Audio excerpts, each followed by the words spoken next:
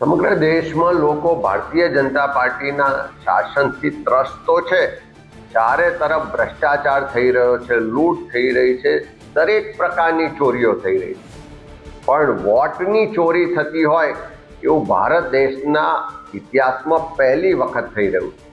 અને એ પણ ભારતીય જનતા પાર્ટી પડદા પાછળ રહીને ચૂંટણી પંચના માધ્યમથી કરાવી રહી છે.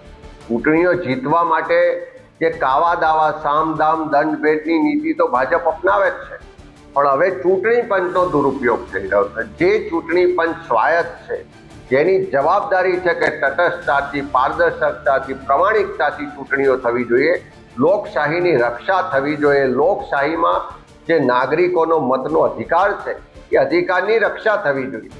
પણ આજે જે રીતે રાહુલજીએ આખા દેશમાં વોટ ચોરી માટેની વાતને ઉપાડી છે, જે રીતે પુરાવા સાથે કર્ણાટકના આધારને પુરાવા આપ્યા છે, એ જોતા સ્પષ્ટ લાગી રહ્યું છે કે ચૂંટણી પંચ પર હવે કોઈને પણ વિશ્વાસ નથી.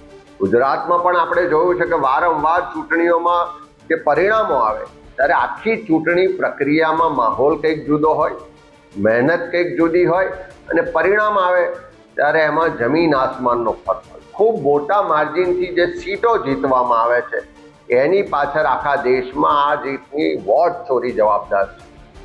આવનારા દિવસોમાં ગુજરાતમાં પણ એના માટેની એક ઝુંબેશ ઉઠાવવા જઈ રહ્યા છે.